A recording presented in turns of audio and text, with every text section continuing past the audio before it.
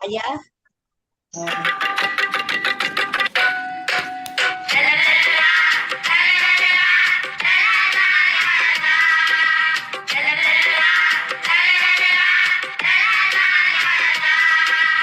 எத்தனை செய்திகள் பேசி அறிந்தோம் ஒவ்வொரு நாளும், எத்தனை மனிதரை கண்டு மகிழ்ந்தோம் ஒவ்வொரு நாளும், எத்தனை நாட்டு தமிழரை இணைத்தோம் ஒவ்வொரு நாளும், எத்தனை அமைப்பின் நட்பினை கொண்டோம் ஒவ்வொரு நாளும், எத்தனை கேள்விகள் எத்தனை பதில்கள் ஒவ்வொரு நாளும், எத்தனை எத்தனை எத்தனை எத்தனை ஒவ்வொரு நாளும். கலந்துரையாடுவோம் கலந்துரையாடுவோம் கலந்துரையாடுவோம். எத்தனை செய்திகள் பேசி அறிந்தோம் ஒவ்வொரு நாளும், எத்தனை மனிதரை கண்டு மகிழ்ந்தோம் ஒவ்வொரு நாளும்.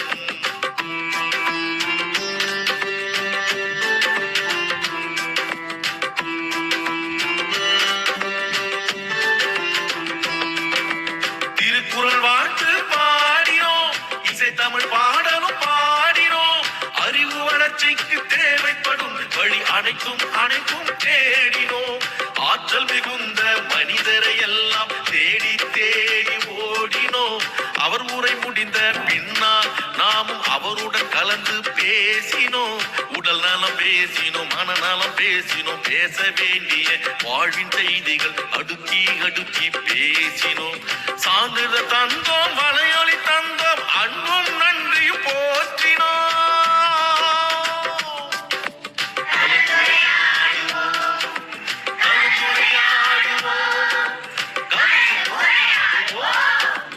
எத்தனை செய்திகள் பேசி அறிந்தோம் ஒவ்வொரு நாளும், எத்தனை மனிதரை கண்டு மகிழ்ந்தோம் ஒவ்வொரு நாள்.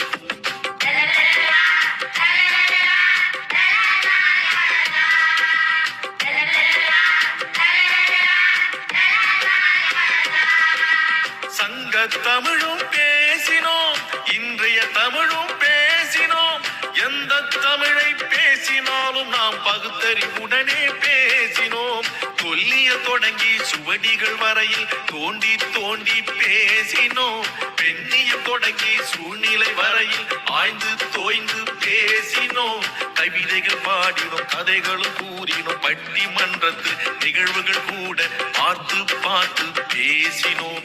பிள்ளைகள் தொடங்கி பெரியவர் வரையில் இணைப்புரை தந்து பேசினோம். கலந்துரையாடுவோம் கலந்துரையாடுவோம் கலந்துரையாடுவோம் கலந்துரையாடுவோம் கலந்துரையாடுவோம்.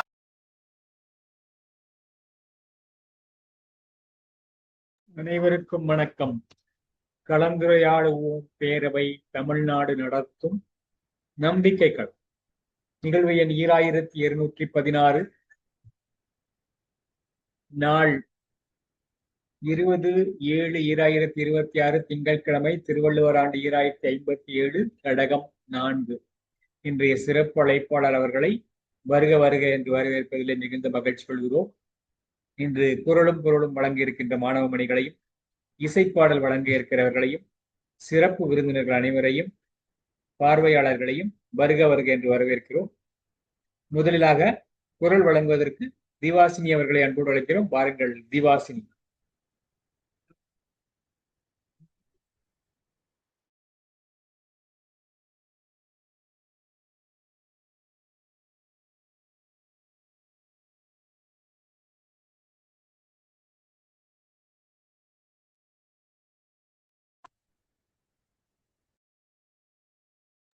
திவாசினி, தொடர்ந்து வைரமங்கை தங்கம் சாய்ராம் அவர்களை குரல் வடிவில், இசை வடிவில் குரல் வழங்க வருகிறார். தங்கம் சாய்ராம். அனைவருக்கும் இனிய மனமகிழ் மாலை வணக்கத்தை தெரிவித்துக் கொள்கிறேன். இன்று 6வது அதிகாரமான வாழ்க்கை துணை நலம்.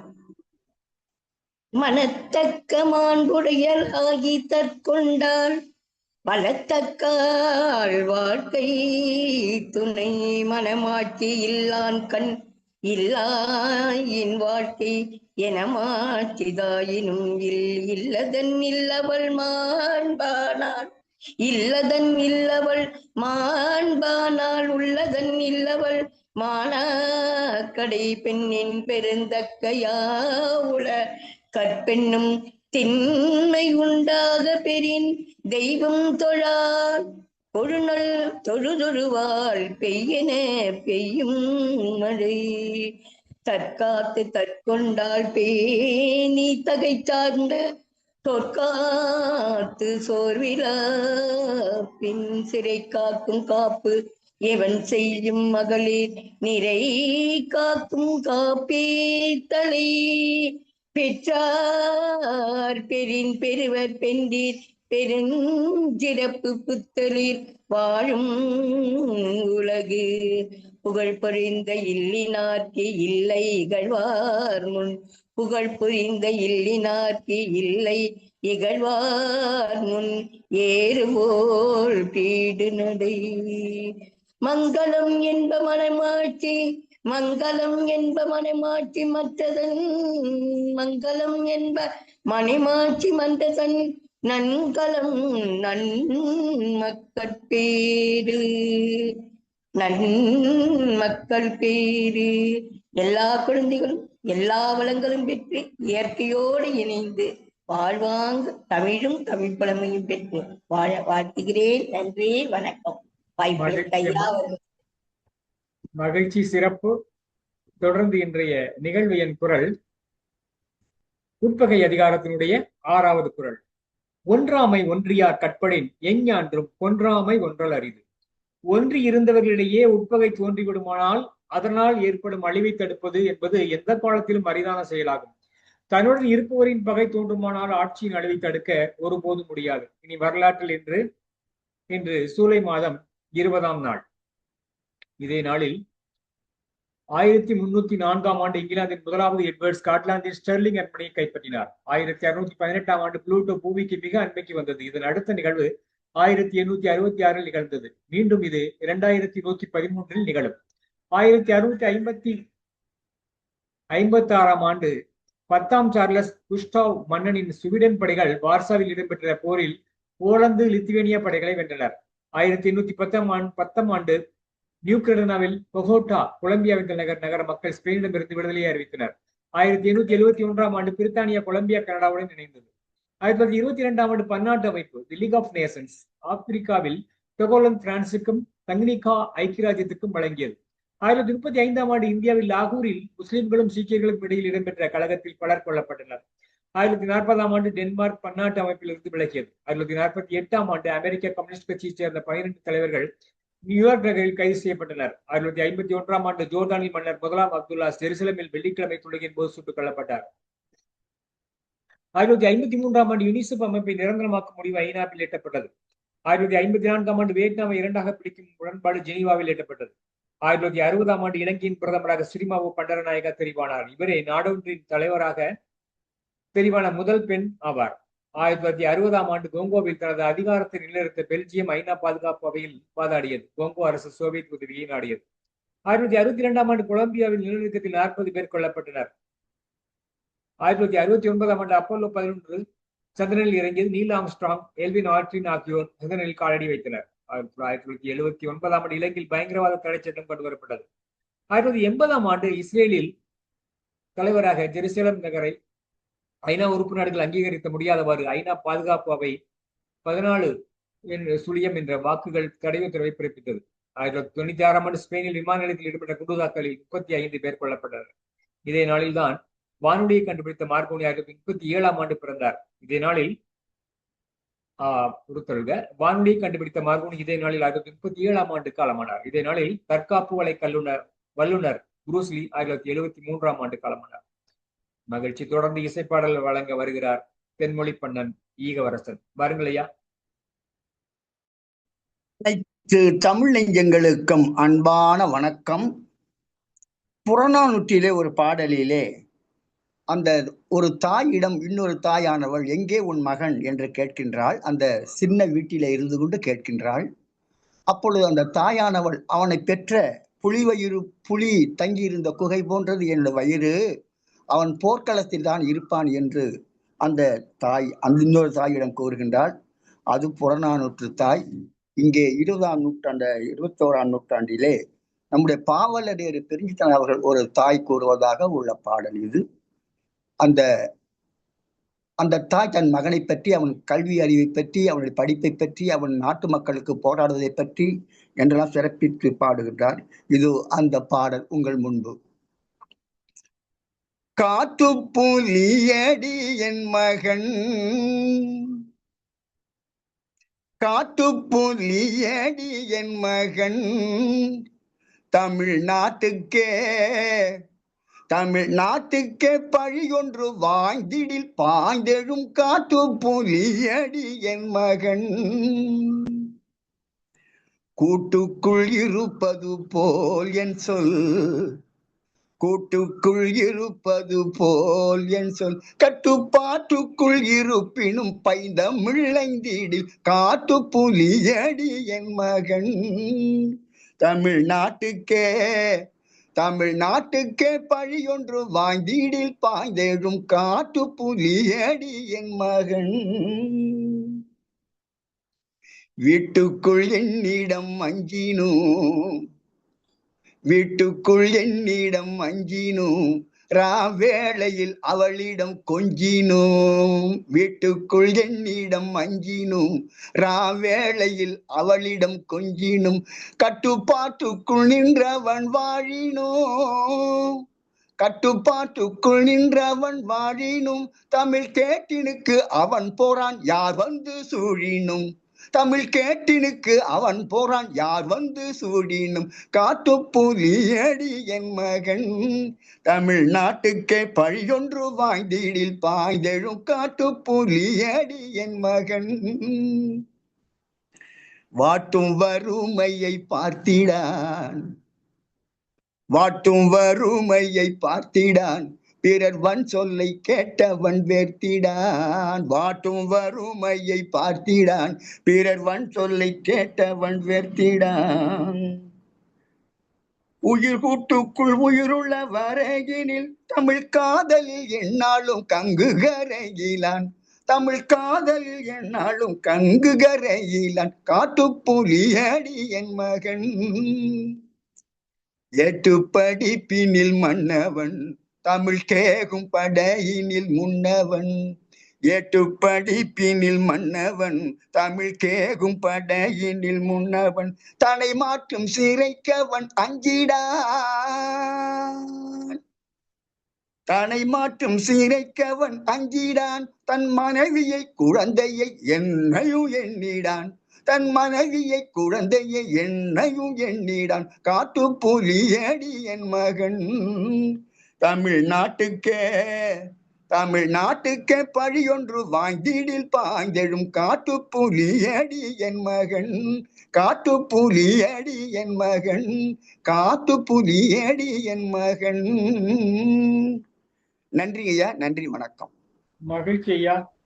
மிக சிறப்பான ஒரு பாடலை வழங்கிய தென்மொழி பண்ணன் ஈகவரசன் ஐயா அவர்களுக்கு நன்றி பாராட்டுகிறோம். இத்துடன் முதல் பகுதியை நிறைவு செய்து இரண்டாம் பகுதிக்குள் நுழைகிறோம். கலந்துரையாடுவோம் பேரவை தமிழ்நாடு நடத்தும் நம்பிக்கை களம் நிகழ்வு எண் 2216, 20/7/2026 திங்கட்கிழமை, திருவள்ளுவர் ஆண்டு 2057, கடகம்தான். இன்றைய சிறப்பு அழைப்பாளர் அந்தோணி கிரேசி அவர்கள். இவர் சிகரம் தொட்ட ஆசிரியர், மிகச்சிறந்த பேச்சாளர், மிக சிறந்த எழுத்தாளர், மாணவர்களுடைய நண்பர், மிகச்சிறந்த நிகழ்ச்சி தொகுப்பாளர், நல்ல தன்னம்பிக்கையாளர். அம்மா அவர்களை கலந்துரையாடுவோம் பேரவை வரவேற்கிறது. அதற்கு முன்னதாக அவர் என்ன பேச போகிறார் என்பதை பற்றிய ஒரு அறிமுகம். அம்மா அவர்கள் இன்று பேச எடுத்துக்கொண்ட தலைப்பு, உண்மையை விட உயர்ந்த தவம் இல்லை, பொய்யை விட கொடிய பாவம் இல்லை என்று நம் முன்னோர்கள் கூறியிருக்கிறார்கள். இன்று நாம் கேட்கவிருக்கும் தலைப்பு காலம் கடந்து அழியாத ஒன்று. அரசன் முதல் ஆண்டி வரை, அறிஞன் முதல் அன்றாட உழைப்பாளர் வரை அனைவரும் வாழ்வுக்கும் அடித்தளமாக இருப்பது யூத்.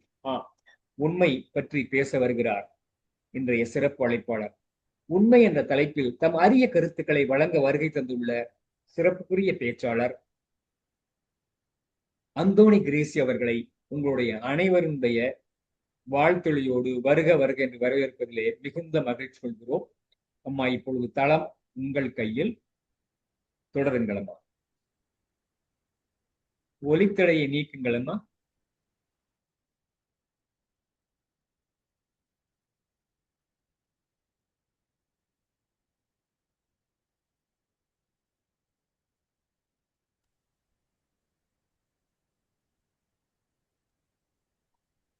அனைவருக்கும் மாலை வணக்கம். கலந்துரையாடுவோம் பேரவை தமிழ்நாடு நடத்தும் நிகழ்வு எண் 2216 அறிவையும் ஆற்றலையும் அமுதென வழங்கும் இத்திரு நிகழ்வின் தலைமை ஒருங்கிணைப்பாளர் தமிழ் ஏலன் கண்ணம்மாள் அவர்களுக்கும், இவ்வினிய நிகழ்வை முன்னின்று வழிநடத்தும் ஐயா பிரம்மநாயகம் அவர்களுக்கும், துணை ஒருங்கிணைப்பாளர்கள் அனைவருக்கும், எங்கள் திருவண்ணாமலை ஐயா காமராசர் ஐயா அவர்களுக்கும், அன்னபூரணி அம்மா, ஜானகி அம்மா, எமிமா அம்மா மற்றும் இங்கு பார்வையாளர்களாக அமர்ந்திருக்கும் அனைத்து சான்றோர்களுக்கும், இந்நிகழ்வினை முன்னின்று ஒருங்கிணைத்து கொண்டிருக்கும் அனைவருக்கும் மற்றும் மகிழ்ச்சியூட்டும் இந்நிகழ்வில் இன்றைய பார்வையாளர்களாகவும் நாளைய பங்கேற்பாளர்களாகவும் வருகை புரிந்திருக்கும் நன்மதிப்பிற்குரிய நண்பர்களையும் உரிமைக்குரிய உறவினர்களையும் உண்மை அன்போடு வாழ்த்தி வரவேற்கின்றேன். உன்னை ஒன்று கேட்டேன், உண்மை சொல்ல வேண்டும், என்னை பேச சொன்னால் நான் என்ன பேச வேண்டும். உன்னை ஒன்று கேட்டேன், உண்மை சொல்ல வேண்டும், என்னை பேச சொன்னால் நான் உண்மை பேச வேண்டும். ஆம் நண்பர்களே, இன்று நாம் உண்மை என்ற ஓர் உயரிய பண்பை பற்றிதான் கலந்துரையாட இருக்கின்றோம். இன்று நமக்கு கொடுக்கப்பட்டுள்ள இந்த நேரத்தை உண்மையாகவே நாம் அனைவரும் பயனுள்ள நேரமாக பயன்படுத்த வேண்டும். அதற்கு நாம் என்ன செய்ய வேண்டும்? முதலில் உண்மை என்றால் என்ன என்பதை நாம் தெளிவாக தெரிந்து கொள்ள வேண்டும். அதன் பிறகு நான் என்னிடம் எப்படி உண்மையாக நடந்து கொள்ள வேண்டும், எனது குடும்பத்திடம் எப்படி உண்மையாக நடந்து கொள்ள வேண்டும், எனது சமுதாயத்திடம் நான் எப்படி உண்மையாக நடந்து கொள்ள வேண்டும் என்று ஒவ்வொன்றாக நாம் படிப்படியாக பார்க்கலாம். தமிழினுடைய ஐவகை இலக்கணத்திலே சொல் இலக்கணத்தின் கீழ் சொல்லினுடைய 4 வகைகளில் பெயர் சொல்லாக, பெயர் சொல்லின் 6 வகைகளில் பண்பு பெயராக வருவதுதான் நமது உண்மை என்ற தலைப்பு. இந்த உண்மை என்பது என்னவென்று நாம் யாரிடம் கேட்டு தெரிந்து கொள்வது என்று நாம் சந்தேகத்தோடு நாம் குழப்பத்தில் இருக்கும் பொழுது நம் நினைவுக்கு பளிச்சென்று நம் கண்களில் படுபவர் நமது திருவள்ளுவர் ஐயா அவர்கள்தான். வாய்மை எனப்படுவது யாதெனின் யாதொன்றும் தீமை இல்லாத சொலல். அப்படி என்றால் உண்மை என்றால் என்ன என்று எவ்வளவு தெளிவாக வள்ளுவரை விட யாரும் கூறிவிட முடியாது. வள்ளுவர் என்ன கூறுகிறார்? வள்ளுவருடைய கூற்றுப்படி உண்மை என்பது பிறிதோர் உயிருக்கு சிறிதும் தீங்கு இல்லாத ஒரு சொல்லைத்தான் உண்மை என்று கூறுகிறார். அதாவது நாம் பேசுகின்ற சொல் தீமை பயப்பதாயின் அது பொய்மை என்றும், தீமை இல்லாத நன்மை பயக்குமானால் அது மெய்மை என்றும் நமது திருவள்ளுவர் அவர்கள் எடுத்து காட்டுகிறார். பொய்மையும் மெய்யோடொக்கும் குற்றம் தீர்த்த நன்மையை பயக்குமாயின். இது வாய்மை என்ற அதிகாரத்தில் வருகின்ற 2வது திருக்குறள். இக்குறட்பாவில் வள்ளுவர் என்னதான் சொல்ல வருகிறார் நாம் என்று யோசித்து பார்க்கும் பொழுது சிறிது குழப்பமாக இருக்கலாம். ஆனால் நாம் இத்திருக்குறளை மீண்டும் மீண்டும் படிக்கும் பொழுது இக்குறளின் உண்மையான முழுமையான பொருளை நாம் அறிந்து கொள்ள இயலும். பொய்மையும் மெய்மையோடு ஒக்கும் என்றால் பொய்யும் மெய்யாக முடியுமா என்றுதான் நமக்குள் கேள்வி எழுகிறது. ஆம், சில நேரங்களில் பொய் கூட மெய்மையாக கருதி போற்றப்படும். எப்படிப்பட்ட நேரங்களில்? ஒரு திருடனை தேடி காவலர் வருகிறார். அத்திருடன் நமது வீட்டின் அருகில் ஒளிந்து கொண்டிருக்கிறார். அந்த நேரத்தில் காவலர் வந்து நம்மிடம் கேட்கும் பொழுது, திருடர்களை பார்த்தீர்களா என்று, அவர் இங்குதான் இருக்கிறார் என்று நாம் மெய்யை சொல்லாமல் அவர் இங்கு இல்லை என்று நாம் பொய் சொல்லுகிறோம். இது உண்மையா பொய்யா? பொய்மையில் சேர்க்கப்படுமா, மெய்மையில் சேர்க்கப்படுமா? இது பொய்மையில் தான் சேர்க்கப்படும். ஏனென்றால் திருடனை காப்பாற்றுவது திருடனுக்கு நன்மையை பயக்கனாலும் நமக்கு உண்மையாக நோக்கும் பொழுது சமுதாயத்திற்கு அது குற்றமுள்ள நன்மையாக தான் கருதப்படும். இவ்வாறு குற்றமுள்ள நன்மைக்கு நாம் சொல்லும் பொய் பொய்யாகவே கருதப்படும். ஒரு பொழுதும் மெய்யாக போற்றப்படாது. இன்னொரு உதாரணத்திற்கு வருவோம். ஒரு குடிகார கணவன் குடித்துவிட்டு தன் மனைவியை கொடுமைப்படுத்துவதற்காக கோப வெறி கொண்டு அவளை தேடிக் கொண்டு வருகிறான். அப்பொழுது அந்த மனைவி நமது வீட்டில் படுத்திருக்கிறாள் அல்லது பதுங்கி கொண்டு இருக்கிறாள் என்று வைத்துக் கொள்வோம். அந்த குடிகார கணவன் வந்து என் மனைவியை பார்த்தீர்களா என்று கேட்டால் அவள் இங்கு இல்லை என்று நாம் பொய் சொல்வது உண்மையாகவே அது குற்றமற்ற நன்மையை தருவதால் அது மெய் என்றுதான் வைத்து போற்றப்படும். அவ்வாறு இரண்டாவது நாங்கள் பார்க்க வேண்டியது தனக்கு தானே உண்மையாக இருப்பது எவ்வாறு? உண்மை என்றால் என்னவென்று அறிந்து கொண்டோம். உண்மை என்பது மெய்மை அல்லது வாய்மை, நேர்மை என்று சொல்லலாம். இதுதான் உண்மை. உண்மை என்பது சில நேரங்களில் நாம் பொய் பேசினாலும் அது குற்றம் இல்லாத, யாருக்கும் எந்த பழிபாவம் இல்லாத ஒரு நன்மையை தருமாயின் அந்த பொய்யும் மெய்மையாக போற்றப்படும். இதுதான் உண்மை என்பதுடைய இலக்கணமாக நமது திருவள்ளுவர் கூறுகிறார். இரண்டாவது நாம் பார்க்க வேண்டியது நமக்கு நாம் எப்படி உண்மையாக இருப்பது. தன்னெஞ்சு அறிவது பொய்யற்க, பொய்த்த பின் தன்னெஞ்சே தன்னை சுடும். நாம் பேச வேண்டிய உண்மையை இந்த உலகத்தார் கண்முன் இருந்து நாம் மறைத்து விடலாம். அதற்கான சான்றுகளையும் நாம் அழித்து விடலாம்.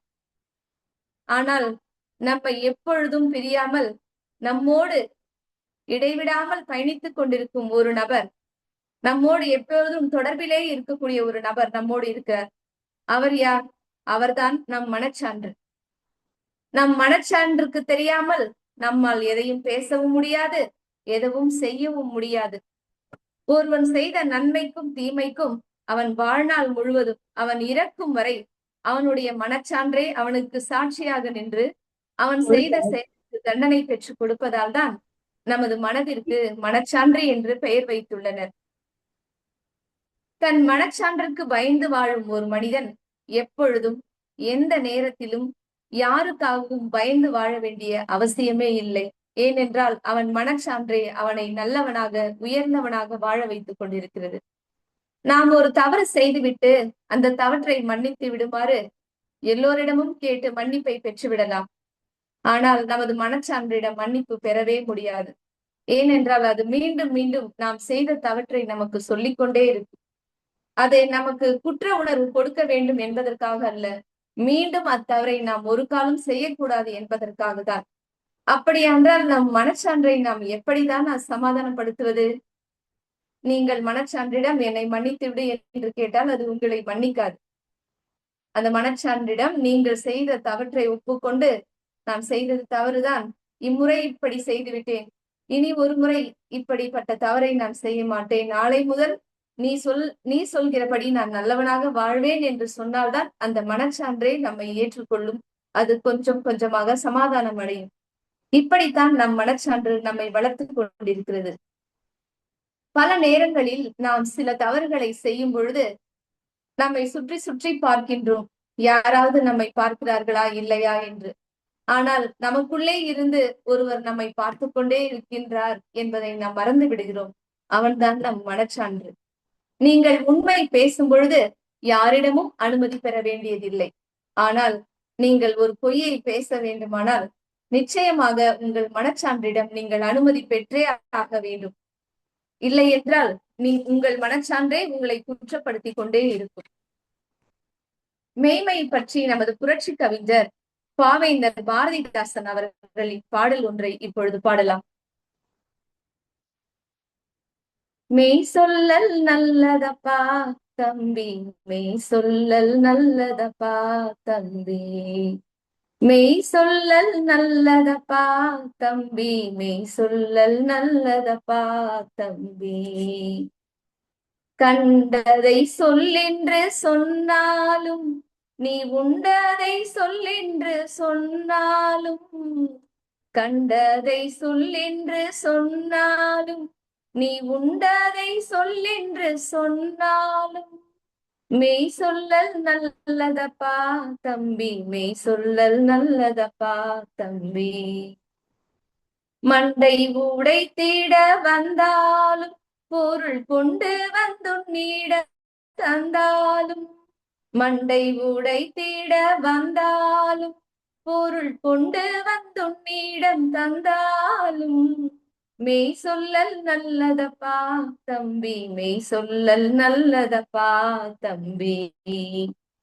பின்னவன் கெஞ்சிட நின்றாலும், முன்னவன் அஞ்சிட நின்றாலும், பின்னவன் கெஞ்சிட நின்றாலும், முன்னவன் அஞ்சிட நின்றாலும், மன்னவரே எதிர் நின்றாலும், புலி தின்னவரே என்று சொன்னாலும், மன்னவரே எதிர் நின்றாலும், புலி தின்னவரே என்று சொன்னாலும், மெய் சொல்லல் நல்லதப்பா தம்பி, மெய் சொல்லல் நல்லதப்பா தம்பி.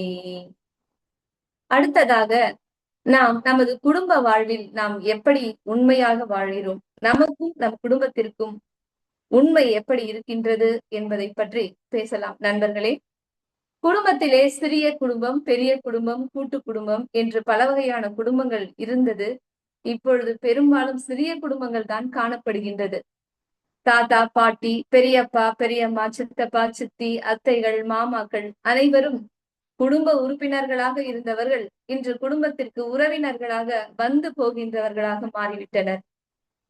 கணவன் மனைவியிடமும், மனைவி கணவரிடமும், பிள்ளைகள் பெற்றோர்களிடமும், பெற்றோர்கள் பிள்ளைகளிடமும் உண்மையாக நடந்து கொள்கிறோமா என்று நாம் சிந்தித்து பார்க்க வேண்டும் நண்பர்களே. குடும்பத்தின் கட்டமைப்புகள் இப்பொழுதெல்லாம் பெரும்பாலும் நிலையற்றதாகவே கட்டப்படுகின்றன. இதற்கெல்லாம் முதன்மையான காரணமாக இருப்பது, நாம் கையில் ஒரு குழந்தையை போல வைத்துக் கொண்டு எப்பொழுதும் எடுத்து பார்த்து கொண்டிருக்கிறோமே, அந்த தொலைபேசிதான் பெரிய தொல்லைபேசியாக மாறி நம் குடும்பத்தில் பல்வேறு சிக்கல்களை கொண்டு வந்து சேர்க்கின்றது. கணவனின் கைபேசியை மனைவி பார்க்க கூடாது, மனைவி கைபேசியை கணவன் பார்க்க கூடாது, பிள்ளைகள் கைபேசியை பெற்றோர்கள் பார்க்க கூடாது என்று அவரவர் ஒரு குறிப்பிட்ட ஒரு எண்ணை, ஆங்கிலத்தில் பேசுவதற்காக மன்னிப்பு கேட்கிறேன், பாஸ்வேர்ட் போட்டு அதை லாக் பண்ணி வச்சிருக்காங்க. இந்த மாதிரி ஒவ்வொரு குடும்பத்திலும் இருந்தால் எப்படி அந்த குடும்பத்தில் உண்மையாக இருக்கிறார்கள் என்று நாம் சொல்ல முடியும்? பெற்றோர்களின் பெற்றோர்களின் கைபேசியை பிள்ளைகள் பயன்படுத்தணும், கணவரின் கைபேசியை மனைவி பார்க்க வேண்டும், மனைவியின் கைபேசியை கணவர் பார்க்க வேண்டும். இப்படி யாருக்கும் எந்த ஒளிவும் மறைவும் இல்லாமல் எந்த குடும்பம் இருக்கின்றதோ அந்த குடும்பம் தான் உண்மையாகவே உண்மையான அன்போடு, உண்மையான உறவோடு இருக்கின்றது என்று நாம் கூறலாம். இன்று பெரும்பாலான குடும்பங்கள் அன்பை அடித்தளமாக கொண்டு அமைக்கப்படுவதற்கு பதிலாக பணத்தை அடிப்படையாக கொண்டுதான் கட்டப்படுகின்றது. எனவேதான் சிறிது நாட்களில் அந்த நோட்டுக்கட்டுகள் எல்லாம் சீட்டுக்கட்டுகள் போல சரிந்து விழுகின்றது. குடும்பங்கள் உடைந்து சிதறுவதற்காக முக்கியமான காரணத்தை நாம் பார்க்கும் பொழுது, மெய் விவாகம் என்று சொல்லப்படும் திருமணங்கள் எல்லாம் இன்று பொய் விவாகமாக மாறிவிட்டதுதான். தனது மகன் அல்லது மகளின் மனதை அறிந்து அதற்கேற்ற மெய் விவாகம் செய்து வைப்பவர்கள் நிச்சயமாக குழந்தைகளை நன்றாக வாழ வைக்கிறார்கள். தன் மகன் அல்லது மகளின் விருப்பத்தை அறிந்து அவர்களின் மனதை மாற்றி திருமணம் செய்து வைக்கிறவர்கள் மெய் விவாகத்திற்கு பதிலாக பொய் விவாகம் தான் செய்திருக்கிறார்கள். மெய் விவாகம் நிலைத்து நிற்கிறது, பொய் விவாகம் நிலை குலைந்து விடுகிறது. பெற்றோரை அன்பு செய்யும் பிள்ளைகள் தங்கள் பெற்றோருக்காக தங்களுக்கு கிடைத்த வாழ்க்கையை கூட உண்மையாகவே அன்பு செய்ய தொடங்குகின்றனர். அவர்கள் நிலைத்தும் வாழ்கின்றனர். பெற்றோரை மதிக்காத பிள்ளைகள்தான் கிடைத்த வாழ்க்கையை மதிப்பையும் உணராமல் அதை உதறி தள்ளிவிட்டு ஓடிவிடுகின்றனர். நாம் ஒவ்வொருவரும் இக்குடும்பம் இறைவன் எனக்காக வடிவமைத்து கொடுத்த ஓர் இன்ப உலகம் என்று நாம் உணர வேண்டும். ஒவ்வொரு மனைவியும் என் கணவர் எனக்காக படைக்கப்பட்டவர் என்றும், ஒவ்வொரு கணவரும் என் மனைவி எனக்காக படைக்கப்பட்டவள் என்றும் உணர வேண்டும். பிள்ளைகள் அனைவரும் பெற்றோர்கள் இறைவனின் வடிவங்கள் என்று உணர வேண்டும். பெற்றோர்கள் பிள்ளைகளை இறைவன் நமக்கு அளித்த வரங்கள் என்று உணர வேண்டும். இவ்வளவு உண்மைகளையும் நாம் உணராமல் எப்படி உண்மையான அன்போடு உறவோடு நாம் வாழ முடியும்? ஒருவர் ஒருவரோடு மனம் விட்டு பேசுவது, ஒன்றாக அமர்ந்து உண்பது, அடிக்கடி சண்டை போட்டுக் கொள்வது, சண்டை போடும் பொழுது சண்டைக்கு பின் உருவாகும் அதிகமான அன்பை சமாதானம் செய்ய பயன்படுத்துவது, இவை எல்லாவற்றுக்கும் மேலாக நாம் ஒளிவு மறைவின்றி வாழ்வது, இவையே உண்மையான உறுதியான குடும்பத்தை கட்டமைக்கும் நெறிமுறைகளாகும். நமது குடும்பத்தை பற்றி ஒரு அழகான தமிழ் பாடல் இருக்கின்றது. இந்த பாடலை கேட்டு ஒவ்வொரு பிள்ளைகளும் ஒரு நாளைக்கு ஒரு முறை கேட்டால் கூட போதும். அந்த பாடல் நிச்சயமாக அவர்களுக்குள் ஒரு மாற்றத்தை ஏற்படுத்தும். அவர்கள் பெற்றோர்களின் உயர்வான மதிப்பையும் உண்டாக்கும். இது அந்த பாடலை நாம் காணலாம். தாயிற் சிறந்த கோவிலும் இல்லை, தந்தை சொல்மிக்க மந்திரம் இல்லை. தாயிற் சிறந்த கோயிலும் இல்லை, தந்தை சொல்மிக்க மந்திரம் இல்லை. ஆயிரம் உறவில் பெருமைகள் இல்லை, ஆயிரம் உறவில் பெருமைகள் இல்லை. அன்னை தந்தையே அன்பின் இல்லை. தாயிற் சிறந்த கோவிலும் இல்லை, தந்தை சொல்மிக்க மந்திரம் இல்லை. தன்னலமற்றது தாயின் நெஞ்சம், தாய்மை மிஞ்சும் கடவுளின் நெஞ்சம். தன்னலமற்றது தாயின் நெஞ்சம், தாய்மை மிஞ்சும் கடவுளின் நெஞ்சம். தன்னலமற்றது தாயின் நெஞ்சம், தாய்மை மிஞ்சும் கடவுளின் நெஞ்சம். மண்ணுயிர் காப்பது மாந்தருள் தெய்வம், அன்னையும் பிதாவும் முன்னறி தெய்வம். தாயிற் சிறந்த கோயிலும் இல்லை, தந்தை சொல் மிக்க மந்திரம் இல்லை. இந்த பாடலை ஒரு குடும்பத்தில் உள்ள குழந்தைகள் ஒவ்வொரு நாளும் ஒரு நாளைக்கு ஒரு முறையாவது பெற்றோர்கள் இந்த பாடலை ஸ்பீக்கரில் வைத்து ஒலிபெருக்கியில் வைத்து மாணவர்கள் தங்கள் பள்ளியில் உள்ள மாணவர்களாக இருந்தாலும் சரி, வீட்டில் உள்ள குழந்தைகளாக இருந்தாலும் சரி, இந்த பாடலை கேட்க வையுங்கள். முதலில் போடும் பொழுது அவர்களுக்கு பிடிக்காமல் இருக்கலாம், இது பழைய பாடல் என்று சொல்லலாம். ஆனால் அவர்கள் மீண்டும் மீண்டும் கேட்கும் பொழுது உண்மையாகவே இந்த பாடல் அவர்கள் மனதில் பதியும். பெற்றோர்களின் பால் அவர்களுக்கு ஒரு உயர்வான மதிப்பும் அன்பும் ஏற்படும். குடும்பம் ஒன்றாக கட்டமைக்கப்படும். நண்பர்களே, நாம் அடுத்ததாக காண இருப்பது நாமும் நமது சமூகமும். நமது சமுதாயத்தோடு நாம் எந்த அளவிற்கு உண்மையாக இருக்கிறோம். சமுதாயம் என்பது என்று நாம் பார்க்கும் பொழுது நமது குடும்ப உறுப்பினர்கள் அல்லாத நமது வீட்டிற்கு வெளியே நாம் சந்திக்கக்கூடிய இடங்கள், மனிதர்கள், நாம் பயணம் செய்யும் வாகனங்கள், நாம் சேவை பெறும் இடங்கள், நாம் பணி செய்யும் இடங்கள், இவை அனைத்தும் நாம் சமுதாயம். அங்கு காணுகின்ற மக்கள் அனைவரும் இந்த சமூகம் என்ற ஒரு வரையறைக்குள் வருவார்கள். நாம் நேர்காணும் மனிதர்களிடம் நமக்கு தெரிந்த தகவல்களை மறைக்காமல் ஒளிவு மறைவின்றி கூறுகிறோமா? அல்லது அவர்கள் யார், இது அவர்களுக்கு நாம் ஏன் சொல்ல வேண்டும், இது சொன்னால் அவர்கள் நம்மை விட உயர்ந்து விடுவார்களோ என்று நாம் பிரித்து பார்த்து சில செய்திகளை அவர்களுக்கு சொல்லாமலே நாம் மறைத்து விடுகின்றோம். நாம் பணி செய்யும் இடத்தில் நாம் பணியை முழுமையாக செய்கின்றோமா? பணி செய்யும் இடத்தில் உண்மையை பேசுகின்றோமா? சில நேரங்களில் பொய் கூட பேசுகின்றோம். ஏனென்றால் நாம் விடுப்பு எடுப்பதற்கு பொய்யான காரணங்கள் சொன்னால்தான் நமக்கு விடுப்பு கொடுக்கிறார்கள். உண்மையான காரணங்களை சொல்லி விடுப்பு எடுக்க முடியவில்லை. மன்னிக்கவும். நமக்கு தெரிந்த நல்ல கருத்துக்களை மட்டும் பிறருக்கு கூறுகிறோமா? அல்லது பிறர் கேட்க விரும்பாத, பிறரை பற்றி தவறான செய்திகளை அவர்கள் இல்லாத நேரத்தில் குழுவாக அமர்ந்து புரணி பேசுகிறோமா? பொது இடங்களில் எங்கு சென்றாலும் வரிசை முறையை பின்பற்றுகிறோமா? கூட்டமாக இருக்கின்ற இடத்தில் நம்முடைய பெயர் முன்னாடி வர வேண்டும் என்பதற்காக நான் அப்பொழுது வந்தேன் இப்பொழுது வந்தேன் என்று பொய் சொல்வது, குறுக்கு வரிசையில் கூறுவது, நமக்கு தெரிந்தவர்கள் யாராக இருந்தால் அவர்களிடம் நமக்கு பரிந்துரை செய்ய சொல்லி நம்ம முன்னாடியே மற்றவர்கள் காலம் காலம் கடந்து அவர்கள் காத்திருக்கும் பொழுது அவர்களுக்கு முன்னதாக நாம் சென்று விட வேண்டும் என்று நினைப்பது நமது நேர்மையின்மையை தான் காட்டுகின்றது. பொது இடங்களை நம் வீட்டை மட்டும் சுத்தமாக வைத்துக் கொள்ள வேண்டும். பொது இடங்கள், தெருக்கள் எப்படி கடந்தால் நமக்கு என்ன என்று நாம் இருக்கும் பொழுது சமுதாயத்தில் நமக்குள்ள நேர்மை எப்படி இருக்கிறது? வீடு என்பது நாம் வசிக்கும் இடம், நமது தெரு, நாம் நடக்கும் இடம், நாம் பயன்படுத்துகிற இடம் எல்லாம் பொது இடங்கள். அதையும் நாம் சுத்தமாக வைத்துக் கொள்ள வேண்டும். அங்கு சென்றால் குப்பை எங்கு போட வேண்டுமோ அந்த இடத்தில் தான் நாம் குப்பையை போட வேண்டும். இங்கு பெருக்க வேண்டியவர்கள் நாம் இல்லை, வீட்டில் நாம் தான் பெருக்க வேண்டும். அப்படியானால் அதை சுத்தமாக வைத்துக் கொள்ள வேண்டும்.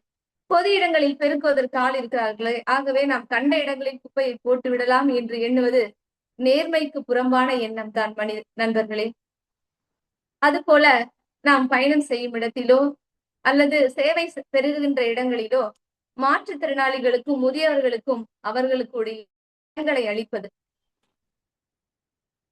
பேருந்தில், ரயில், தொடர்வண்டியில் நாம் பயணம் செய்யும் நேரம் பொழுது முதியவர்களுக்கு இடம் அளிப்பது, மாற்றுத்திறனாளிகளுக்கு இடம் அளிப்பது, இதெல்லாம் சமுதாயத்தின் மீது நமக்குள்ள அக்கறையையும் நேர்மையான ஒரு குணத்தையும் நமக்கு காட்டுகிறது. இவ்வாறு நாம் வரலாற்றிலே பார்க்கும் பொழுது சமுதாயத்தின் அக்கறை கொண்ட பல நல்ல தலைவர்களை பார்க்கின்றோம். நேர்மையும் உண்மையும் இணைந்து எப்படிப்பட்ட உன்னதமான தலைவர்களை எல்லாம் உருவாக்கி இருக்கிறது என்று பாருங்கள். நீங்கள் எதை சிந்திக்கிறீர்களோ, எதை பேசுகிறீர்களோ, எதை செய்கின்றீர்களோ அதில் எப்போதும் உண்மையாகவும் நேர்மையாகவும் இருங்கள். அப்போதுதான் உங்கள் எண்ணங்கள் முழுமையாகும் என்று யார் கூறுகிறார்? நமது காந்தியடிகள் கூறியிருக்கிறார். காந்தியடிகள் அவர்கள், இது அனைவருக்கும் தெரிந்திருக்கும் இந்த நிகழ்வு, இருந்தாலும் இந்த இடத்தில் நாம் மீண்டும் அதை நினைவுபடுத்திக் கொள்வது சிறந்தது.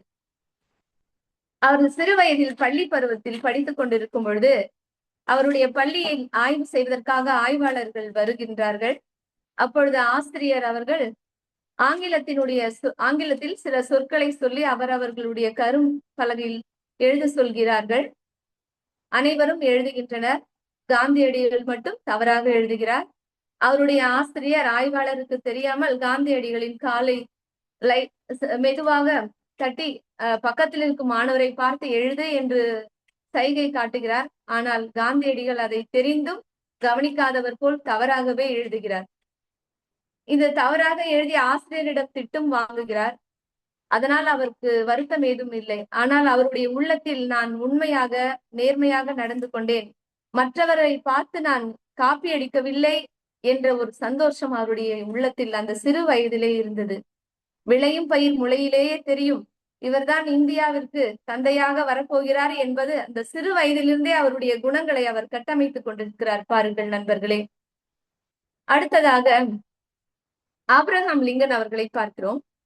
அமெரிக்காவில் இவர் இருந்த பொழுது சிறு வயதில் பள்ளி பருவம் முடிந்து கல்லூரி படிப்பு முடிந்து படித்துவிட்டு வேலை இல்லாமல் அவர் இருக்கிறார். அப்பொழுது தன்னுடைய நண்பரோடு சேர்ந்து இல்லியான்ஸ் என்ற மாவட்டத்தில் ஒரு சிறிய கிராமத்தில் மளிகை கடை ஒன்றை தொடங்கி நடத்தி வருகிறார். அந்த கிராமத்தில் உள்ள மக்கள் எல்லாரும் தினந்தோறும் வந்து அவருடைய கடையில் பொருட்களை பெற்றுக் கொண்டு செல்கின்றனர். ஒரு அம்மா அவரிடம் பணம் குறைவாக இருப்பதால் தினந்தோறும் கடனாக பெற்று அவருடைய குறிப்பேட்டில் ஒவ்வொரு நாளும் தேதியிட்டு இந்தந்த பொருட்களை நான் வாங்கி இருக்கிறேன் என்று குறித்து விட்டு செல்கிறார். ஒரு நாள் அவருக்கு பணம் கிடைக்கும் பொழுது ஆபிரகாம் லிங்கன் அவருடைய கடைக்கு வந்து அந்த அம்மா பணத்தை கொடுத்து விட்டு தன்னுடைய கணக்கை முடித்து விட்டு செல்கிறார். அன்று இரவு ஆபிரகாம் லிங்கன் அவர்கள் கடை வியாபாரம் எல்லாம் முடித்துவிட்டு பொருட்களை அடுக்கி வைத்துவிட்டு தன்னுடைய கணக்கு புத்தகத்தை எடுத்து கணக்கு பார்க்கிறார். அன்றைய வரவு செலவு பார்க்கும் பொழுது ஒரு தவறு ஏற்படுகிறது. அந்த தவறுக்கு காரணம், ஒரு நீண்ட நாட்களாக பணம் செலுத்தாத இருந்த ஒரு அம்மையார் வந்து பணம் செலுத்தி விட்டு போகும் பொழுது அவர்களுக்குரிய மீதி பணத்தை இவர் கொடுக்க மறந்து விட்டார். அதனால் கணக்கு வந்து சரியாக வரவில்லை. அந்த தவற்றை உடனே கண்டுபிடித்து விட்டு கடையை மூடிய உடனே பல மைல் தூரம், அந்த அம்மையாரின் வீடு அவருடைய கடைக்கு அருகில் இல்லை, பல மைல் தூரத்தில் இருக்குது. அந்த இரவு நேரத்திலேயே அவர் அந்த அம்மையாரின் வீட்டை கண்டுபிடித்து அவருக்கு பணம் செலுத்தி விட்டுதான் அவருடைய வீட்டிற்கு செல்கிறார். அந்த நேர்மைதான் ஆபிரகாம் லிங்கனை மக்களுக்கு பிடித்தவராக, நம்பிக்கையானவராக அவர் அடுத்து வரும் காலத்தில் அமெரிக்காவின் ஜனாதிபதியாக உயர்வதற்கு காரணமாயிருக்கிறது நண்பர்களே. ஓமந்தூரார் என்று அழைக்கப்படுகின்ற நமது முன்னாள் அமைச்சர் ஓமந்தூரார் ராமசாமி அவர்கள் அரசு தங்கும் விடுதியில் தங்கி இருக்கும் பொழுது தங்கி இருக்கிறார். தன்னுடைய குடும்பத்தோடு தங்கி இருந்து விட்டு அவருடைய பயணம் முடிந்தவன் தன் வீடு திரும்புகிறார். அப்படி வீடு திரும்பும் பொழுது வீட்டில் சென்று அடைகிறார். வீட்டை சென்று அடைந்தவுடன் மகிழுந்திலே பொருட்களை வைக்கக்கூடிய இடத்திலிருந்து பொருட்கள் ஒவ்வொன்றாக எடுத்து அவருடைய வீட்டுக்குள் வைக்கப்படுகின்றன. அப்பொழுது வைக்கும் பொழுது ஒரு பலாப்பழம் அவருடைய கண்ணில் படுகின்றது. அவர் உடனே அந்த மகிழுந்தின் ஓட்டுநரை அழைத்து, இந்த பலாப்பழம் எப்படி வந்தது? நாம் இதை பணம் கொடுத்து எங்கும் வாங்கவில்லையே என்று கேட்கிறார். அந்த ஓட்டுநர் கூறுகிறார், நாம் தங்கியிருந்த விடுதியில் சுற்றி நிறைய பலாமரங்கள் இருந்தன. அங்கு பழம் பழுத்திருந்ததால் அங்கு இருந்த ஒருவர் இந்த பழத்தை பறித்து உங்களுக்கு கொடுக்க சொன்னார் என்று சொன்னார். உடனே இவருக்கு கோபம் வந்துவிட்டது. நாம் பணம் கொடுத்து பெறாத, நாம் உழைத்து பெறாத எந்த ஒரு பொருளும் நமக்கு சொந்தம் இல்லை, நமது தோட்டத்தில் விளையவில்லை, நாம் பணம் கொடுத்தும் வாங்கவில்லை, எப்படி இது நமக்கு சொந்தம்? இதை உடனே எடுத்துக்கொண்டு சென்று அந்த தோட்டக்காரன் கொடுத்து விட்டு வா என்று ஓட்டுநரிடம் கூறுகிறார்.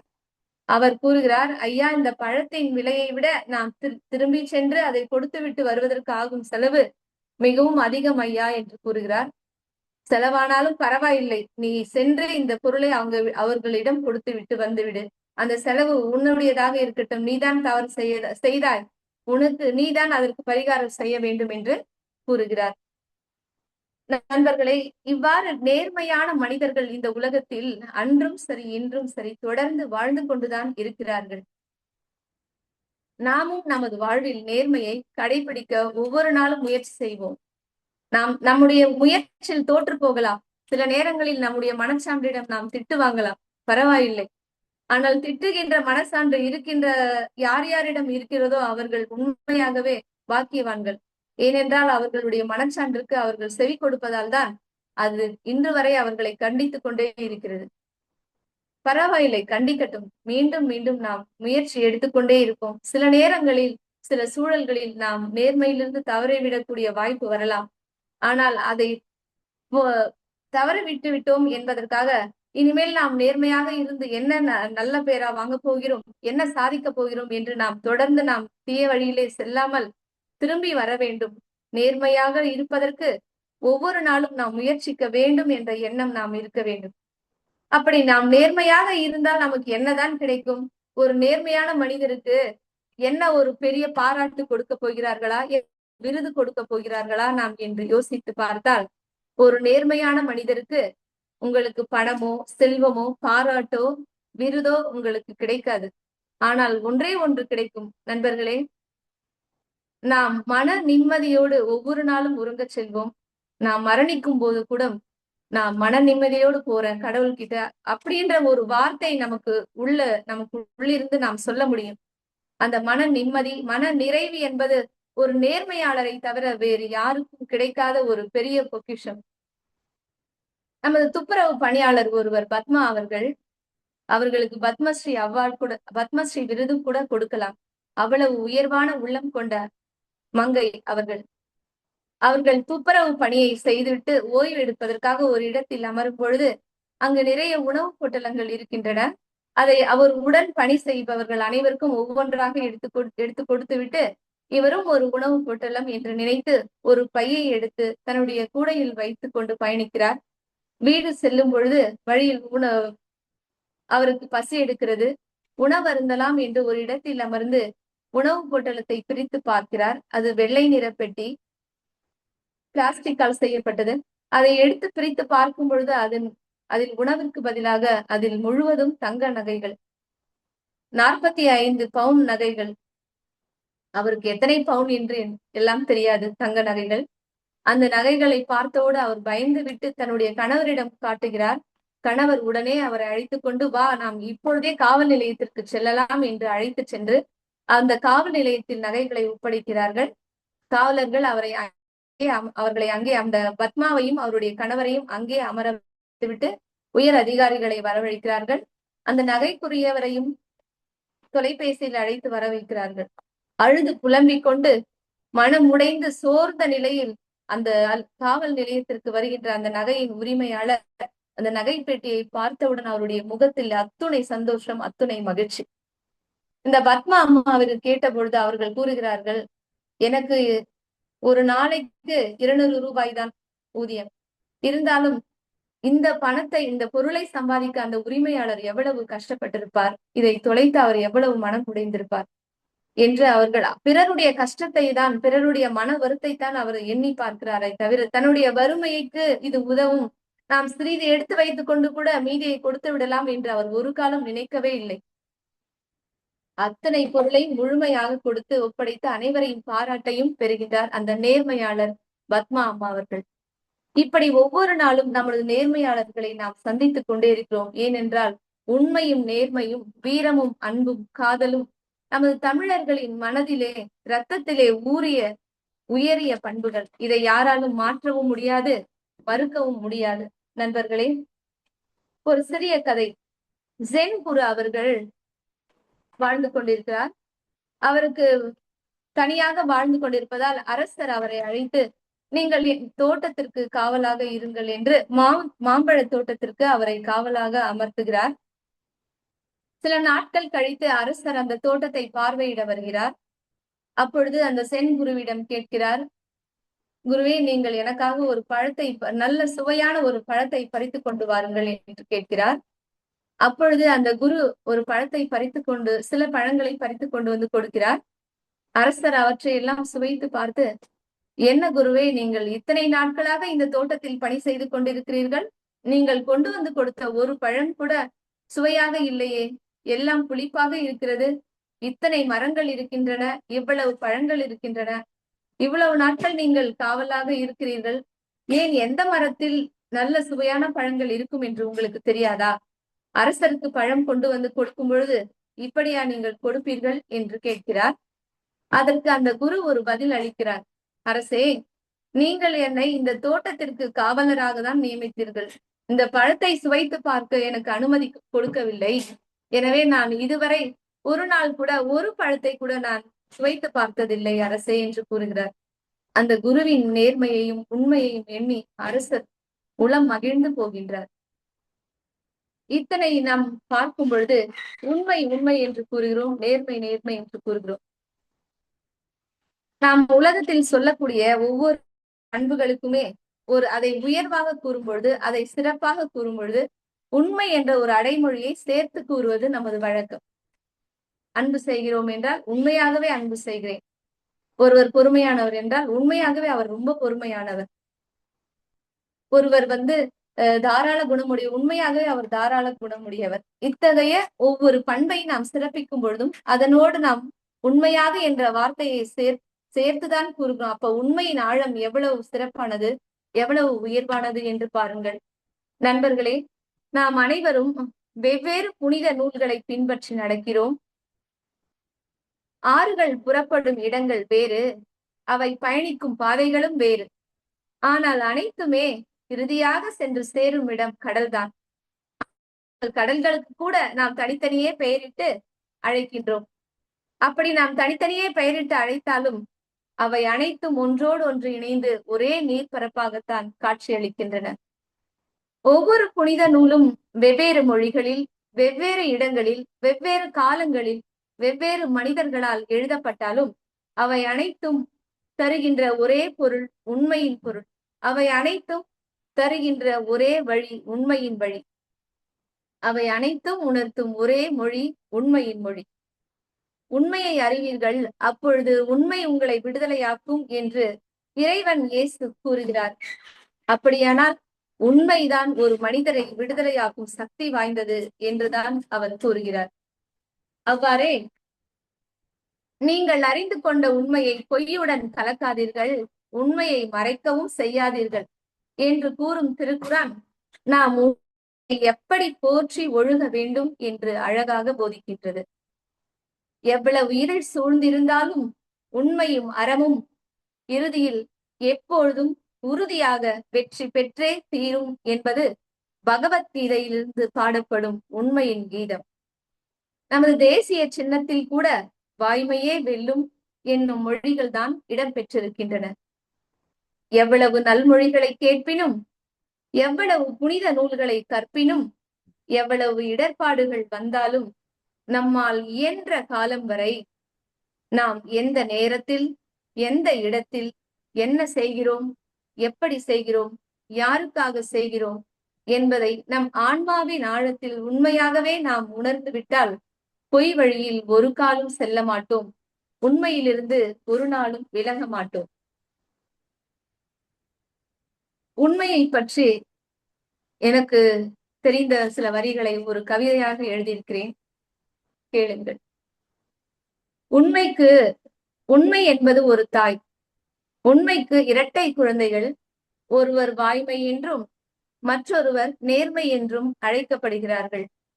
வாய்மை என்பவர் மூத்தவர், நேர்மை என்பவர் இளையவர்.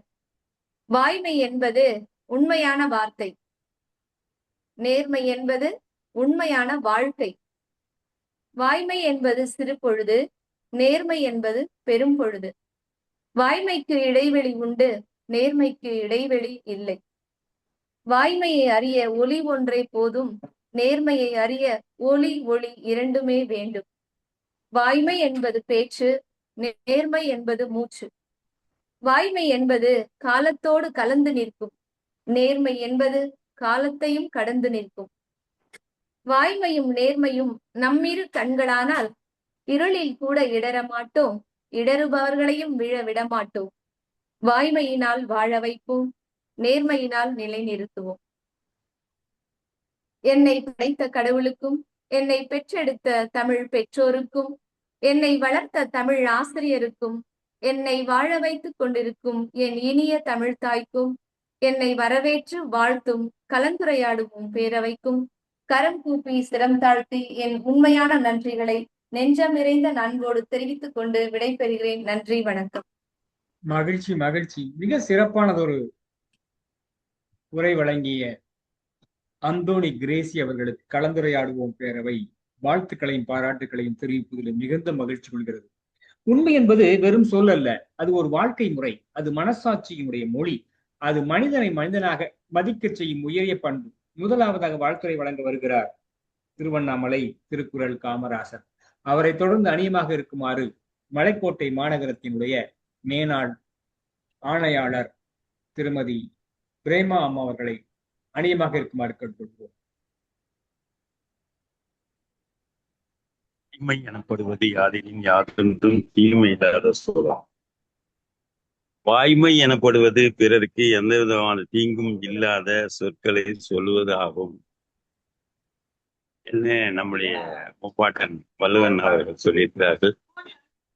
அந்த வகையிலே உண்மையாகவே இன்று 15 பேரறிவாளர்கள் இன்னும் அரங்கத்திலே கூடியிருக்கிறார்கள். ஜானகி பொன்னன் அவர்கள் மலேசியாவில் இருந்தும் முன்னாள் நகராட்சி ஆணையாளராக இருந்த பிரேமா அம்மா அவர்கள், தங்கம் அவர்கள், பிரம்மநாயகம் அவர்கள், ஜானகி அவர்கள், இன்னும் பார்த்தீங்கன்னா கவிஞர் எபிமால் அவர்கள், சீர்காழி செல்வராஜ் அவர்கள் சிங்கப்பூரிலே ஒரு ஹோட்டலிலே நம்ம அனைவருக்குமே உணவு வாங்கி கொடுத்து கொண்டிருந்தார். அதே மாதிரி ஜெய்னா பாவலர் பிரான்ஸ்ல இருந்து நாளை சிறப்பு அழைப்பாளராக பேச இருக்கிற பாவலர் பத்திசிரியா அவர்களும் வந்திருக்கிறார்கள். அவர்கள் எல்லாரையும் வருக வருக வரவேற்பதிலே நான் பெருமகிழ்ச்சி அடைகிறேன். இன்னைக்கு உண்மையிலேயே அந்தோணி கிரேசி அம்மாள் அவர்கள் உண்மையாகவே பேசியிருக்கிறார் என்றுதான் நான் நினைக்கிறேன். ஏன்னு கேட்டா நிறைய இடத்துல அவங்க வாழ்க்கையோட தொடர்புபடுத்தி குடும்பத்துல உண்மை இருக்கா, வீட்டுல உண்மை இருக்கா, எல்லாத்துலயும் உண்மை இருக்கா அப்படின்னு சொல்லி பேசுறாரு. இங்கதான் அசோகர் கூட நிக்கிறார் பாருங்க, சத்தியமே ஜெயதே, அதுதான் தமிழ்ல வாய்மையை வெல்லும் சொல்லிட்டு போட்டோம். அசோகருடைய தூண்ல கீழே சத்தியமே ஜெயதே அப்படின்னு சொல்லிட்டு போறார். வாய்மைதான் வெல்லும், வாய்மைதான் நல்லது, வாய்மைதான் உங்களுக்கு காப்பாத்தும் அப்படிங்கலாம் சரியான ஒரு எடுத்துக்காட்டாக அந்த இருக்கிறது. பெரியவங்களும் அதான் சொல்றாங்க, நீ உண்மையை பேசினால் உலகம் உன் கைக்கு பின்னாடியே வருன்றதுதான் திருக்குறளும் சொல்லுது.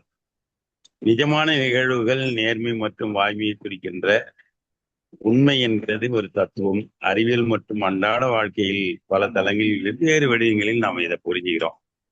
நீதிமன்றத்துக்கு போனா வேற மாதிரி, அதே மாதிரி அறிவியல் தளங்களுக்கு போனா வேற மாதிரி.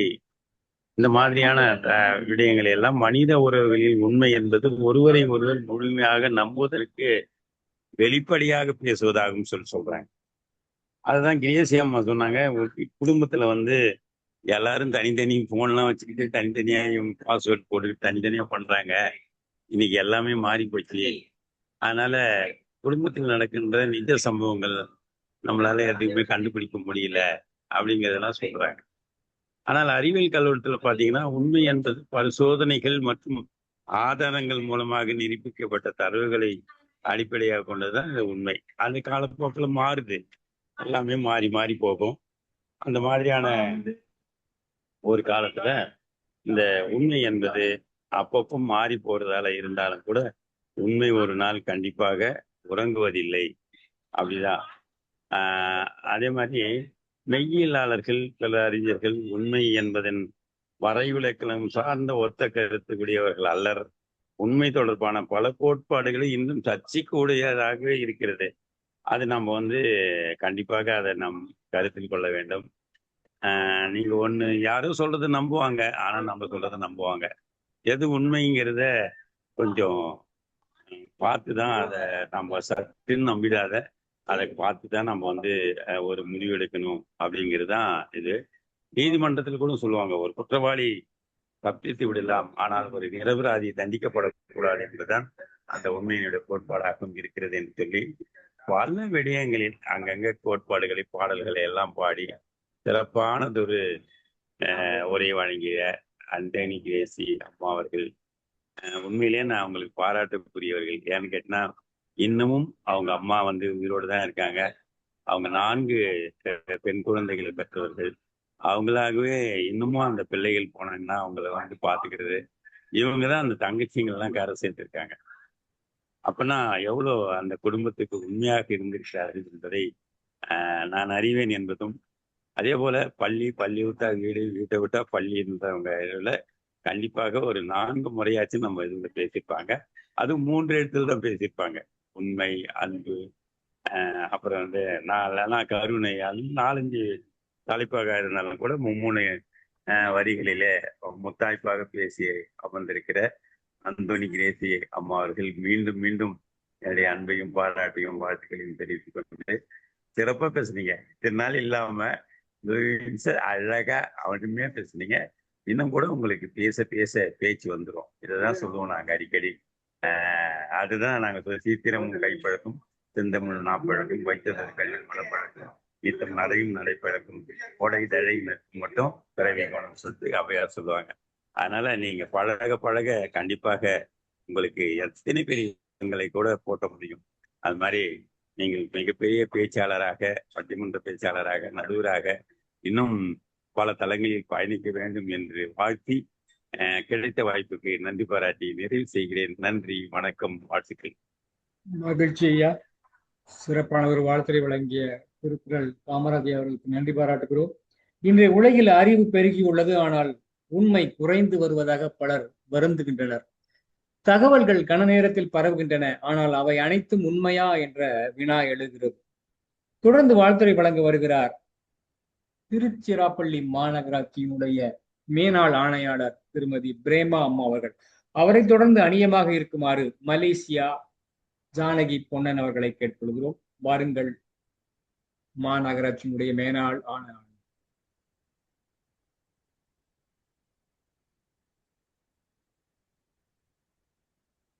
மாநகராட்சியினுடைய மேனாள் ஆணையாளர் திருமதி பிரேமா அம்மா அவர்களை அன்போடு கேட்டுக்கொள்கிறோம். வாருங்களம்மா.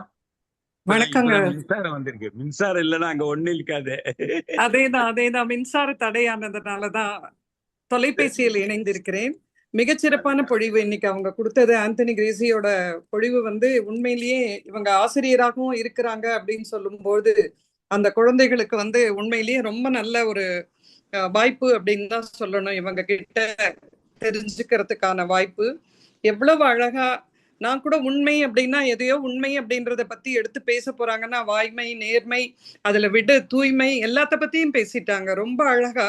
அது என்ன வந்து பாரதிதாசனையும் கோட் பண்ணிட்டாங்க, வள்ளுவரையும் சொல்லிட்டாங்க, சில திரைப்பட பாடல்களையும் எடுத்து அதுக்கு எடுத்துக்காட்டுகளா சொல்லிட்டு குடும்பங்கள் எப்படி வந்து இருக்காங்க, கணவன் மனைவிக்குள்ள உண்மையா இருக்காங்களா, குழந்தைங்க உண்மையா இருக்காங்களா, இதையெல்லாம் சொல்லி உறவினர்கள் ஆயிட்டாங்க, சொந்த பந்தங்கள்லாம் உறவினர் ஆயிட்டாங்க அப்படின்றதையும் சுட்டிக்காட்டி அந்த சண்டைன்னா சமாதானம் எப்படி ஆகுது அப்படின்றதையெல்லாம் சொல்லி ஒளிவு மறைவு இல்லாம அவங்க வாழணும்ன்றதையெல்லாம் சொல்லி அந்த முக்கியமா வந்து இந்த பாடல் தாயில் சிறந்த கோயிலும் இல்லை, தந்தை சொல் மிக்க மந்திரம் இல்லை பாடலை வந்து அனைத்து குழந்தைகளுக்கும் தினம் ஒரு முறையாவது போடணும். என்ன கேட்டா அம்மா என்றால் அன்பு, அப்பா என்றால் அறிவு, அந்த இது கூட வந்து நம்ம ஆசான் என்றால் தெய்வம்ன்றாங்க, அதையும் வந்து நம்ம சொல்லிக் கொடுக்க வேண்டிய கட்டாயத்துல இருக்கிறோம் இன்னைக்கெல்லாம். நமது சமூகத்துல எந்த அளவுக்கு நம்ம உண்மையா இருக்கிறோம், நம்ம வீட்டுக்குள்ளார எப்படி வச்சுக்கணுமோ அப்படிதான் வெளியிலயும் வச்சுக்கணும். ஆனா வெளியில வந்து நம்ம எப்படி நடந்துக்கிறோன்றதையும் ஒளிவு மறைவு இல்லாம நம்ம எப்படி வாழணும் அப்படின்றதையும் மறைக்கிறோமா, செய்திகளை உண்மை பேசுறோமா, அது யாரும் பார்க்கலனாலும் எங்க இருந்தாலும் உன்னை 2 கண்ணு பாக்குதுன்னு சொல்லுவாங்க.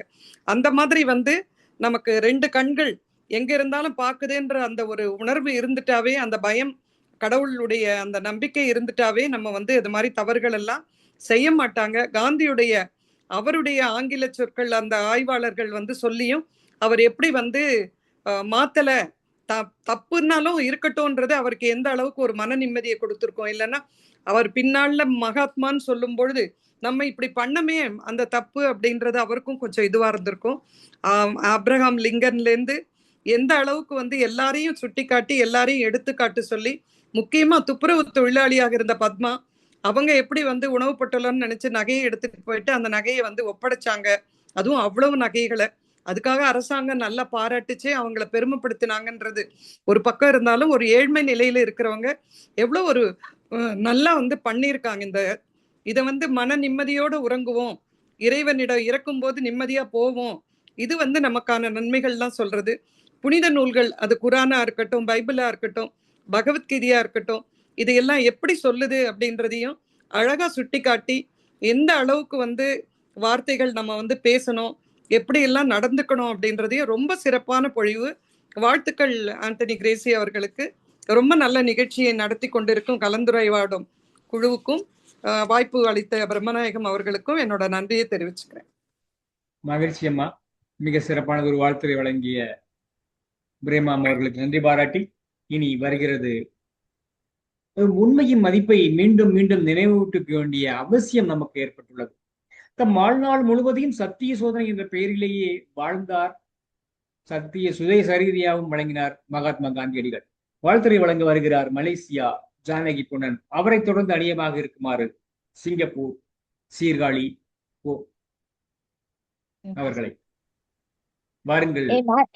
என் அன்பு சகோதர சகோதரிகள் அனைவருக்கும் இனிய வணக்கம். அருமையாக இருந்தது. இந்த நெறியாழ்கை செய்பவரை காணவில்லை என்றாலும் சமயத்திற்கு ஐயா பிரம்மநாயகம் அவர் மிக சிறப்பாக அழகாக வரவேற்பு நடத்தினார். மிக அருமையாக இருந்தது. எத்தனை மொழிகள் பேசினோம், எத்தனை மனிதரை சந்தித்தோம் என்றார். இங்கே உள்ள அத்தனை மனிதரையும் பறவைகள் பலவிதம் என்பது போல சந்தித்தது போல அருமை. தங்கத்தோட அந்த குரல் திருக்குறள் பாடல்கள் மிக சிறப்பாக இருந்தது, அருமையாக இருந்தது. அந்த திரு பிரம்மநாயகம் அவர் உலகில் நடந்த நிகழ்வுகள் அனைத்தையும் சொல்ல சொல்ல சிறப்பாக இருந்தது. அந்த புறநானூறு பாவலர் பாடிய அந்த ஈகவரன் அவர் பாடினார் பாருங்க, காட்டு புலியடி என் மகன் என அதையே பாடி பாடி கம்பீரமா பாடினாரு. நிகழ்ச்சிக்கு மிகவும் சிறப்பு சேர்ந்தது. அங்க ஒரே இடத்துல 2 பேர் ஒன்னா இருக்காங்க. என் அன்பு தோழிகள் குணசேகரி, பத்ரிசியா, இன்னைக்குதான் 2 பேர் வந்தாங்க. 2 பேர் படமும் ஒரே இதுல ஒரே பேர்ல இருக்கு. அவங்க என்ன பேச சொன்னா என்ன பேசுறதுன்னு சொல்லிக்கிட்டு உண்மையாகவே நானும் நினைச்சேன் அவங்க பிரேமா சொன்ன மாதிரியே உண்மைன்னு சொல்லிட்டு என்னதான் பேச போறாங்கன்னு பார்த்தா உண்மையா அப்படியே கவிதையாக அப்படியே பொழிஞ்சு தள்ளிட்டாங்க. ரொம்ப அருமையா இருந்துச்சு பிரேமா, மிக மிக அருமை. நம்மளே சொல்ல வேணாம், அதுக்காக திருமதி அன்னபூரணி அம்மாள் காத்து கொண்டே இருக்கிறார். அவங்க அழகழகா சொல்லுவாங்க எல்லாத்தையும் தவிர்த்து. நன்றி நன்றி. அந்தோனி கிரேசி வாழ்த்துக்கள், பாராட்டுக்கள், மேலும் சிறப்பாக செய்ய இனிய அன்பு வாழ்த்துக்கள். மகிழ்ச்சி அம்மா. மலேசியாவிலிருந்து கேட்டோம் வாழ்த்துறையை. தமிழ் இலக்கியங்களில் உண்மையின் சிறப்பு பல இடங்களில் போற்றப்பட்டுள்ளது. புறநானூறு நமக்கு அறநெறியை எடுத்துரைக்கிறது. தொடர்ந்து வாழ்த்துறை வழங்க வருகிறார் சிங்கப்பூர் சீர்காழி செல்வராஜர். அவரை தொடர்ந்து அணியமாக இருக்குமாறு வைரமங்கை சத்யா. இங்கிருந்து வடக்கு நோக்கி வணக்கம் செய்கின்றேன் மலேசியாவிற்கு. மேற்கு நோக்கி வணக்கம் செய்கின்றேன் தாய்நாட்டிற்கு. உங்கள் அனைவருக்கும் என் இனிய மாலை வணக்கம். அம்மையார் அந்தோனி கிரேசி அவர்கள் மிக அருமையாக சொற்களை கொண்டு வந்து அப்படியே குவித்தார்கள். அவர்கிட்ட இருந்து எந்த பிசுறும் இல்லை. இதை வந்து நிதானமா சொற்களை கொண்டு வந்து அவர் எளிமையாக கையாண்டார். இந்த பேச்சு வந்து உள்வாங்கக்கூடிய அளவுக்கு அவர் வந்து வேகமாக செல்லவில்லை. அது உணர்வாகவும் எளிமையாகவும் இனிமையாகவும் படைத்தார். அது கேட்பதற்கு ரொம்ப அருமையா இருந்தது. அவர் எடுத்துக்கொண்ட எடுத்துக்காட்டுகள் காந்தி, அப்ரஹாம் லிங்கன், அந்த நிறைய அந்த எடுத்துக்காட்டுலாம் இருக்குல்ல, அந்த எடுத்துக்காட்டு வந்து நம்ம எல்லாம் பிரம வைக்கிறது. ஏன்னா எல்லாம் திரட்டல். இந்த திரட்டல் வந்து இந்த நேரத்துல என்ன கொடுக்கணும், எப்படி கொடுக்கணும் அப்படின்னு அந்த எடுத்துக்காட்டு, அந்த பொன்மொழிகளை சொன்னது, பாடல் இடையிடையே பாடல்கள் பாடியது, கடைசியா பாடினாங்க பாரு கவிதை அந்த முத்தா அந்த எழுத்துக்களை வச்சு ஆபரணங்களா வந்து அவருடைய உரையாடலுக்கு வந்து அவருடைய உரைக்கு அணிகலன் மாதிரி அந்த கவிதை இருந்தது. மிக மகிழ்ச்சியா இருந்தது. நான் ரொம்ப ரசிச்சேன். நான் ரொம்ப சாப்பிட்டுட்டே இருந்தேன். ரொம்ப ரசிச்சேன். இந்த மாதிரி நல்ல பேச்சாளர்கள் நல்ல பேச்சாளர்கள் வந்து அவையில வந்து பேசணும், பள்ளிகளை பேசணும். இதை எளிதா நீங்க கடத்தலாம்.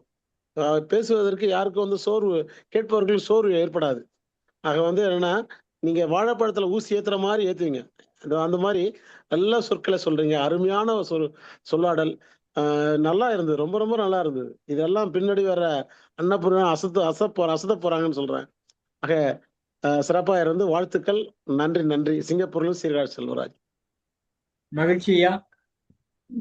உலகத்தினுடைய முதல் பெண் வழக்கறிஞர் அவர்கள் உண்மையை உறக்க சொன்னார்கள் சிலப்பதிகாரத்தில். கண்ணகி தன் கணவனின் குற்றமின்மையை உண்மையால் நிரூபித்து ஒரு பேரரசியை நீதியின் முன் தலைகுனிய வைத்தார். உண்மைக்கு முன் அதிகாரமும் தலைவணங்க வேண்டிய அந்த தாப்பியம் கூறும் செய்தி. தொடர்ந்து வாழ்த்துறை வழங்க வருகிறார் வைரமங்கை தங்கம் சாயிரா. அவரை தொடர்ந்து வாழ்த்துறை வழங்க அணியமாக இருக்குமாறு பிரான்ஸ். அனைவருக்கும் மனமகிழ் மாலை வணக்கத்தை தெரிவித்துக் கொள்கிறேன். அம்மா உண்மையான அம்மா, உண்மையை உண்மையாக எடுத்துரைத்தீர்கள். ஆமாம், இன்றைய நிலைமை இப்படிதான் இருக்கிறது. உண்மைதான். பெற்றோர்கள் பெற்று விட்டார்கள், வளர்த்து விட்டார்கள். அத்துடன் அந்த உண்மை போய்விடுகிறது. நீ என்ன செய்தாய், நீ எனக்கு என்ன செய்தாய் என்ற கேள்விதான் அந்த குழந்தைகளிடம் இருந்து வருகிறதே வைந்து, நீ என்னை வளர்த்தாய், இப்படி வளர்த்தாயா அம்மா என்ற கேள்வி வரவில்லை. அங்கு உண்மைக்கு புறம்பாகி விடுகிறது. அடுத்தது உன்னை கூறுகிறேன். சட்டமன்றத்தில் போய், அதாவது இதுக்கு போறோம், எங்க நீதிமன்றத்துக்கு போறோம். அங்க பைபிள் மீதும் சத்தியம், அந்த இதுல பகவத்கீதை மேல நம்ம சத்தியம் செய்ய சொல்றாங்க. அங்க என்ன வார்த்தை சொல்றாங்க? உண்மையை தவிர அப்படிங்கிறாங்க. அங்க உண்மையே போய்விடுகிறது. அந்த உண்மையை தவிர உண்மை மட்டும்தான் பேசுவோங்கிற, ஆனா உண்மையை தவிர வருகிறது. இன்று உண்மை எப்படி புடைக்க போகிறது தெரியவில்லை. ஆனால் உன்னை எறிந்தால் உலகத்தில் நீ வாழலாம்.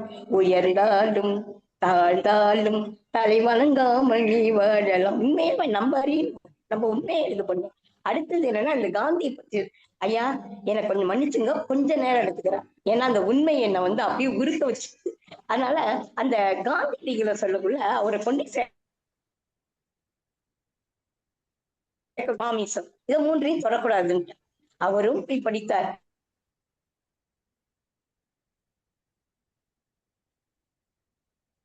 அதாவது மாதவியம் நினைக்கவில்லை. உங்களுக்கு தெரியும், மது என்றால் மாது என்றால் மாமிசம் என்றால், ஆனா மூணும் மாதான். அதை தொடவில்லை. ஆனால் ஒரு நாள் அவங்களுடைய நண்பர்கள் வலியுறுத்தினால் ஒரு சிறிய தொண்டை மாமிசத்தை சாப்பிட்டு விட்டாராம்.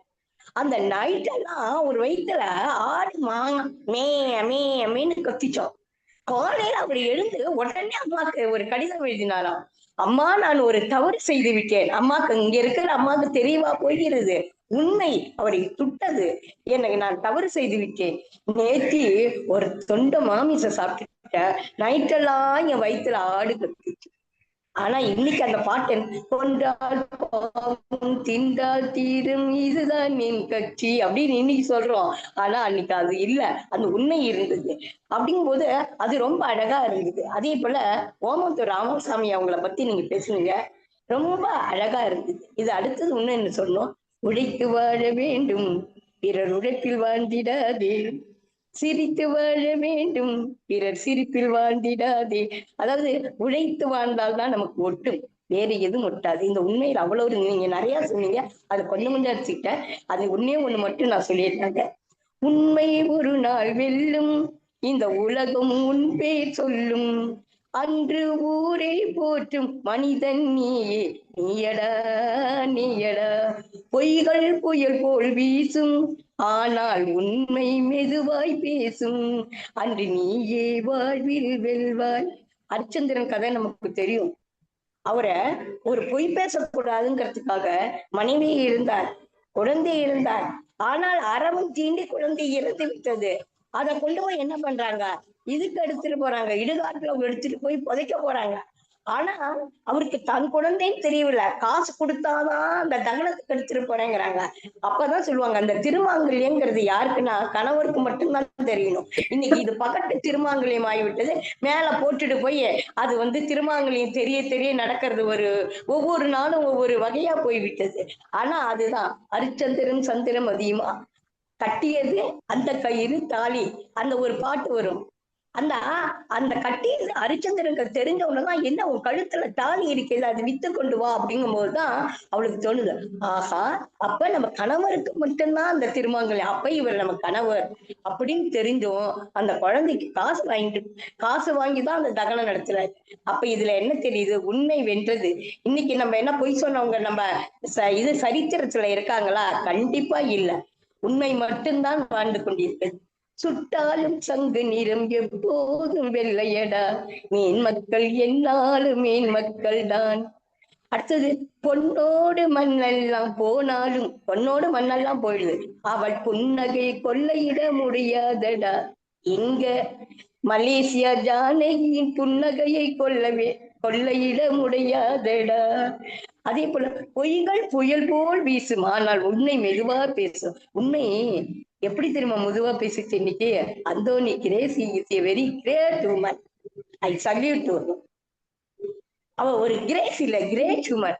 அவ்வளவு அழகா மெதுவா பேசி அன்று நீயே வாழ்வில் வெல்வாயின்னு சொல்லிட்டு அந்த கடைசி வரி, கலங்காதே கலங்காதே கலங்காதே அப்படின்னு சொல்லாம சொல்லிட்டு, புறந்தூய்மை நீரால் அமையும், அகம் தூய்மை வாய்மையால் காணப்படும் என்று அழகாக எடுத்துக்கொரியும்.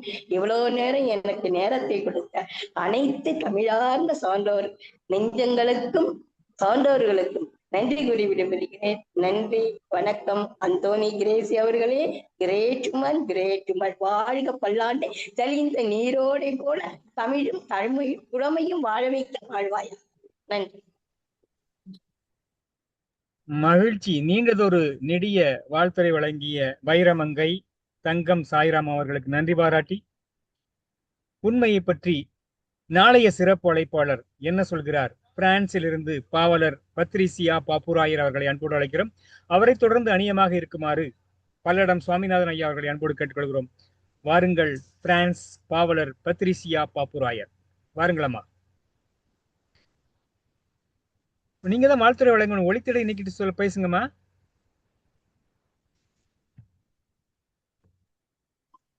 அம்மா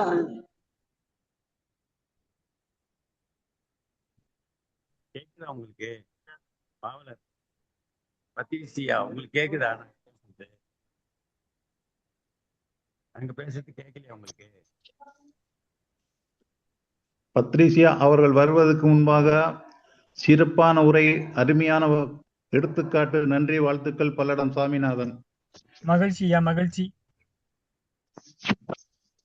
நல்லதொரு ரத்தின சுருக்கமாக வாழ்த்துறை வழங்கிய பல்லடம் சுவாமிநாதன் ஐயா அவர்களுக்கு நன்றி பாராட்டுகிறோம். பொய்யாமை ஆற்றின் அறம்பிற செய்யாமை நன்று. உண்மையை பேணுவதே எல்லா அறங்களிலும் சிறந்த அறம் என்பதை இந்த குரல் வலியுறுத்துகிறது. இவ்வளவு சிறப்பான ஒரு தலைப்பை எடுத்து மிக அருமையாக உரையாற்றிய அந்தோணி கிரேசி அவர்களுக்கு மீண்டும் ஒரு முறை பாராட்டுகள். தொடர்ந்து தொகுப்புரையாக வாழ்த்துரை வழங்க வருகிறார் திருமதி அன்னபூரணி அம்மாள். வாருங்கள் அம்மா. ஜானகி அம்மா அவர்கள் நீங்க போன் மூலியமா பேசுங்க. ஒரு 2 நிமிஷம் வாழ்த்துறை வழங்க சொல்லி பேசுங்க. போன் மூலியமா பேசுங்க. அவங்களுக்கு நான் பேசுறது கேட்கல. பேசுங்க அன்னபூரணி அம்மா, பேசுங்க.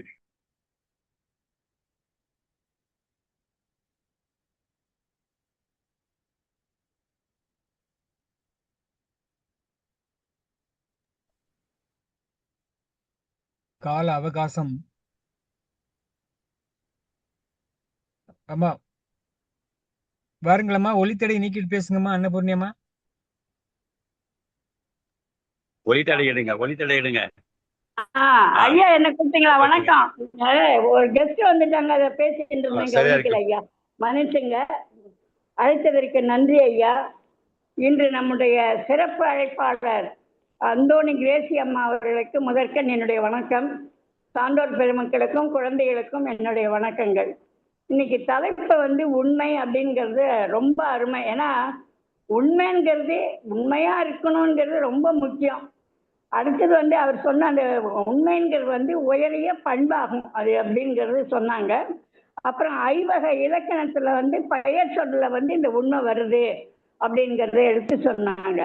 அதே மாதிரி திருக்குறள்ல வாய்மை எனப்படுறது அந்த குறளை எடுத்து சொல்லி வள்ளுவர் கூறியதை நமக்கு விளக்கமாக சொன்னாங்க.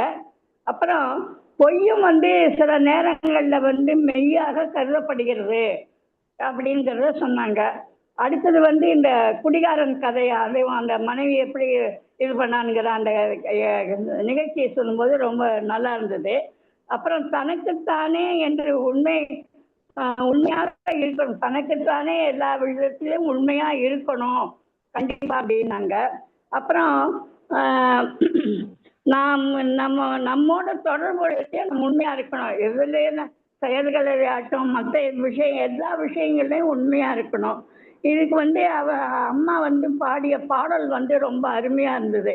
அப்புறம் நமக்கு மனச்சான்று, அந்த மனதுக்கு தான் அந்த உண்மை வேணும், எந்த இடத்துல உண்மை பேசணும் அப்படிங்கிறத கரெக்டா சொன்னாங்க. அப்புறம் சிறிய குடும்பம் பெரிய குடும்பம்லாம் அந்த காலத்துல இருந்தது. ஆனா இன்னைக்கு சிறிய குடும்பமா மாறிடுச்சு. இந்த கணவன் மனைவி 2 பேரும் ஒருத்தருக்கு ஒருத்தர் உண்மையா இருக்கணும்.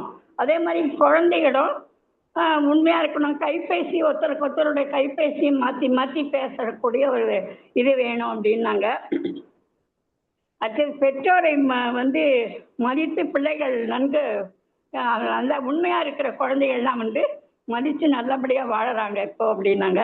மனம் விட்டு பேசுறது, அப்புறம் சண்டை போடும்போது சமாதானப்படுத்துறது, இவையெல்லாம் குடும்பத்துல ஒற்றுமையை ஏற்படும் அப்படின்னாங்க. அப்புறம் நோயில் சிறந்த தாயில் சிறந்த கோவிலும் இல்லைங்கிற அந்த பாட்டு பாடி ரொம்ப அருமையா இருந்தது.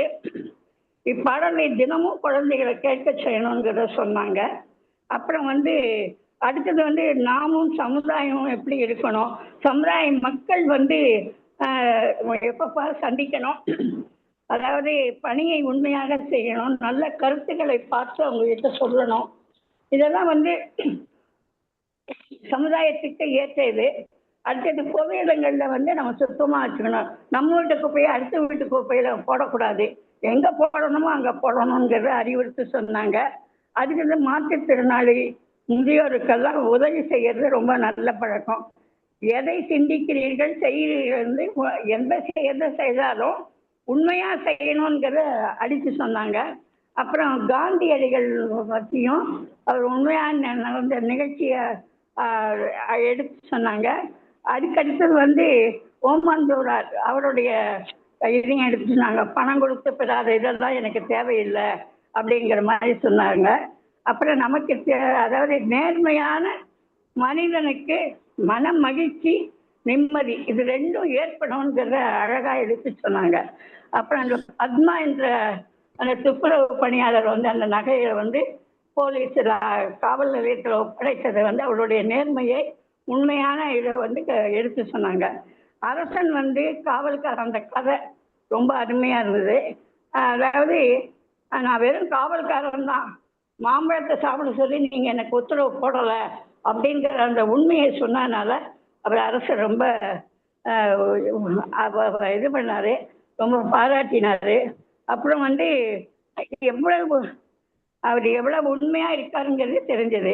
உண்மைதான் ஒருவனை நற்பண்பானது என்பது, அதாவது உண்மைதான் ஒருவனை பண்பாளனாக மாற்றுது அப்படிங்கிறது நிதர்சனமான உண்மை. தங்களின் இந்த உண்மை கவிதை கடைசியா நீங்க படித்தது மிகவும் அருமை. அம்மா அவர்களுக்கு என்னுடைய வாழ்த்துக்கள்மா. நன்றி. மகிழ்ச்சி அம்மா. தொகுப்புரையாக வாழ்த்துரை வழங்கிய திருமதி அன்னபூர்ணி அம்மா அவர்களுக்கு நன்றி பாராட்டுகிறோம். நாம் குடும்பத்தில் உண்மையுடன் நடந்தால் நம்பிக்கை வளரும். பள்ளியில் உண்மையுடன் இருந்தால் நல்ல மாணவராக விளங்கலாம். பணியிடத்தில் உண்மையுடன் செயல்பட்டால் மதிப்பும் மரியாதையும் கிடைக்கும். நாட்டில் உண்மை நிலைத்தால் நீதியும் அமைதியும் வளரும். இனி வருவது காணல் உரை.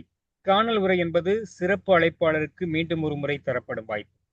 இந்த நிகழ்வில் தாங்கள் கலந்து கொண்ட அனுபவத்தை பற்றியும், இந்த ஏதேனும் விடுபட்ட செய்திகள் இருந்தால் அதை பற்றியும், இந்த நிகழ்வு மேலும் சிறப்பாக நடைபெற தங்களிடம் ஏதேனும் கருத்துக்கள் இருந்தால் அதை பற்றி 3 நிமிடங்கள் வழங்குமாறு இன்றைய சிறப்பு அழைப்பாளர் திருமதி அந்தோணி கிரேசி அவர்களை அன்போடு அழைக்கிறோம். வாருங்கள் அம்மா. காணல் உரைக்கு அழைத்தமைக்கு நன்றி ஐயா. வாழ்த்துரை வழங்கிய அனைத்து சான்றோர்களுக்கும் எனது நெஞ்சம் நிறைந்த உண்மையான நன்றிகளை தெரிவித்துக் கொள்கிறேன். உங்களுடைய வாழ்த்துக்களும் அன்பும் அக்கறையும் என்னை மென்மேலும் தமிழ் தாய்க்கு நெருக்கமாக அழைத்து செல்லும் என்பதில் நான் பெருமகிழ்ச்சி அடைகிறேன். இந்த கலந்துரையாடும் பேரவை மிகவும் சிறப்பாக வளர்ந்து கொண்டிருக்கிறது. இதில் பங்கேற்கும் ஒவ்வொருவரையும் மிக சிறப்பாக வளர்த்து கொண்டு இருக்கிறது. இதில் காணல் உரையாக நான் விடுபட்ட செய்தியாக சொல்ல விரும்புவது ஒன்றுதான். இதை பலரும் கூறியிருக்கிறார்கள். இருந்தாலும் இதன் முக்கியத்துவத்தை அறிந்து உணர்ந்து அதை நான் மீண்டும் சொல்ல விரும்புகிறேன். புறம் தூய்மை நீரால் அமையும், அகம் தூய்மை வாய்மையால் காணப்படும். இந்த தூய்மை என்பது அழகிற்கும் ஆரோக்கியத்திற்கும் முதன்மையானது. நாம் தூய்மையாக இருந்தால் நாம் அழகாக இருப்போம். தூய்மையாக இருந்தால் எந்த நோயும் நமக்கு வராது. அப்ப தூய்மையாக இருப்பதற்கு நாம் சுத்தம் செய்ய வேண்டும்.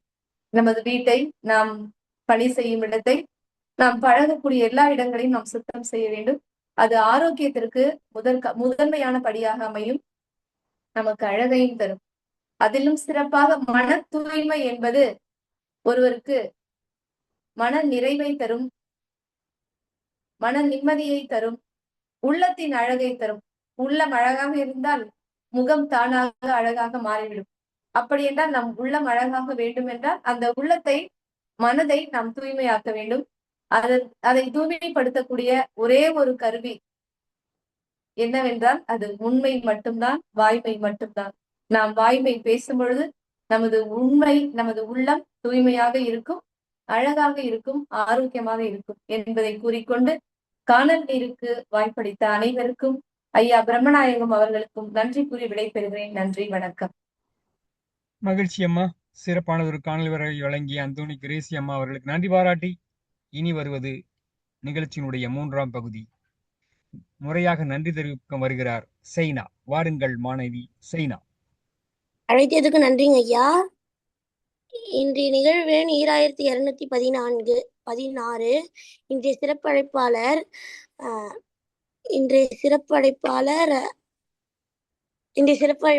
அந்தோணி கிரேசி அம்மா அவர்களுக்கு கலந்துரையாடும் பேரவையின் சார்பாக நன்றிகளை தெரிவித்துக் கொள்கிறோம். நிகழ்ச்சியின் தலைமை ஒருங்கிணைப்பாளர் மரியாதைக்குரிய தமிழான் கண்ணம்மாள் அம்மா அவர்களுக்கும், நிகழ்ச்சியின் முன்னாள் இந்நாள் ஒருங்கிணைப்பாளர்களுக்கும், நிகழ்ச்சியில் கலந்து கொண்டு வாழ்த்துரை வழங்கிய அனைத்து சான்றோர்களுக்கும், குரலும் பொருளும் வழங்கிய சகோதர சகோதரிகளுக்கும், குரலும் பொருளும் வழங்கியவர்களுக்கும், இசைப்பாடல் வழங்கியவர்களுக்கும் நிகழ்ச்சியுடைய வாழ்த்துக்களும் பாராட்டுகளும் நன்றிகளும் தெரிவித்துக் கொள்கிறோம். நிகழ்ச்சியுடைய அழைப்பிதழ் பாராட்டு சான்றிதழ் வடிவமைத்தரும் சாமிலி அம்மா அவர்களுக்கும் கலந்துரையாடும் பேரவையின் சார்பாக நன்றிகளை தெரிவித்துக் கொள்கிறோம். மீண்டும் நாளை மாலை 5 மணிக்கு சந்திப்போம் என்று நம்பிக்கையை வெளிப்படுத்தி இத்துடன் என் உரையை முடித்துக் கொள்கிறேன். நன்றி, வணக்கம். சிறப்பு. மகிழ்ச்சி, வாழ்த்துக்கள். இனி நாளைய நிகழ்வை பற்றிய ஒரு அறிவிப்பு. நாளை நாளை கலந்துரையாடுவோம் பேரவை தமிழ்நாடு நடத்தும் தமிழர் களம் நிகழ்வு எண் 2217. சிறப்பு அழைப்பாளர் பாவலர் பத்ரீசியா பாப்புராயர் பிரான்சிலிருந்து தமிழின் பெருமை குறித்து உரையாற்ற இருக்கிறார். மீண்டும் அந்த நிகழ்வை அனைவரும் வருகை தந்து சிறப்பிக்குமாறு அனைவரையும் அன்போடு கேட்டுக்கொள்கிறோம். மீண்டும் நாளை மாலை 5 மணிக்கு சந்திப்போம் என்ற நம்பிக்கையை வெளிப்படுத்தி அனைவரின் ஒப்புதலோடு இணையத்தை நிறைவு செய்கிறோம். நன்றி, வணக்கம். நன்றி.